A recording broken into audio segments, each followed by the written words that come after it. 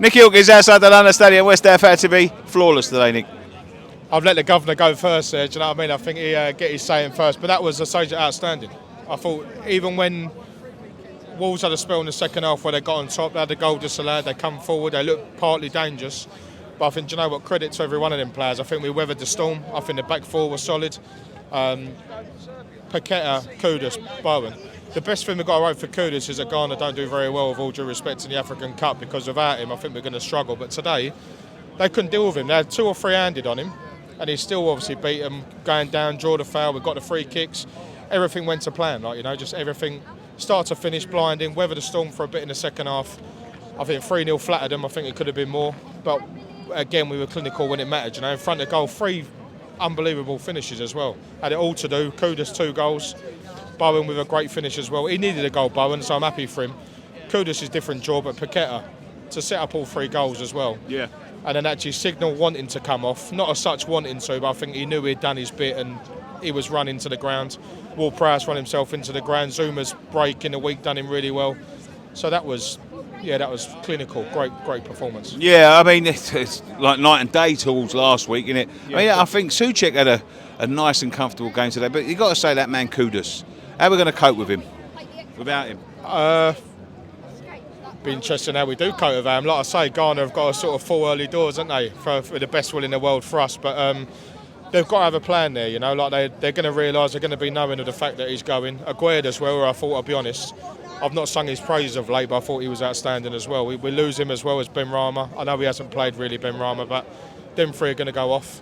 So I'd be interested how he's got 4 nails on that side, and we can maybe rotate Bowen, and that's why January's important for a striker as well. We've got to get a striker in that window, and they're going to know that as well. They're going to be knowing of that. So be interesting going forward. I think get the turn of the year gone, get the rest of the games this year out of the way. But that's going to set us in good precedent for Wednesday now, and then obviously Man United Saturday. So we need Liverpool to come through, and obviously being above Brighton and Man United, go to Liverpool on Wednesday with 2 wins off of 2 there. 2 good performances really. 5 goals in 2 clean sheets, which is important, like you say, off of the Fulham drubbing.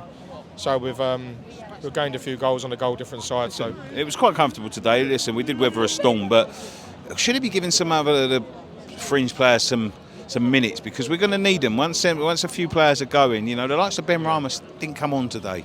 Yeah, I think that's, again, I was saying to a few guys before the game, I think it's a confidence thing with the likes of Fornals and Ben Rama. I think Moyes maybe thinks that we haven't got any squad depth, so they're the players that he needs to use. He hasn't got an option but to use them, whether he wants to or not. It doesn't seem like there's clearly something going on with Ben Rama, because he would be coming into games such as this, And when he's not, and when Mabama and Ings are getting on and Ben Rama isn't, it's sort of like there's clearly a falling out with there. There's clearly a relationship that's not happening between Ben Rama and Moyes. And if that's the case, then will he go out in January? They've got to be very careful in respect of no squad depth. They can't afford to let players out and then not bring any in. So they've got to go role reversal. I think they've got to bring players in to then get players out, even on loan. And even if we're going to get a striker with a loan to buy, that's it's a very important window for us. Yeah. So what we do in the lead up to that is going to be important before the window opens. I did say, I'll be fair, if we come through that Liverpool game on Wednesday, I think if they play a similar team to what they did on Thursday, I know they were through. I know they can play a few of their young players, fringe players. They've very little first-team players. A bit of a mix in there. I know they lost their game. But if we can go up there, obviously, off the back of playing like this, he's got to go strong. So, I mean, we don't have an option. The players will be tired, but listen, they get sorted in the pocket and they deserve every pound note they're going to put in their pocket this week. So 2 wins out of 2, and that's considerable. We played very well today, and no disrespect to Wolves, but it's the sort of game we don't want to finish. We've been waiting for that one for some time, and pleased for Bowen. Paqueta was unbelievable, unplayable. Kudus unplayable. Ward-Prowse, I love him to score one of them free kicks. They had a goal disallowed, which was clearly offside.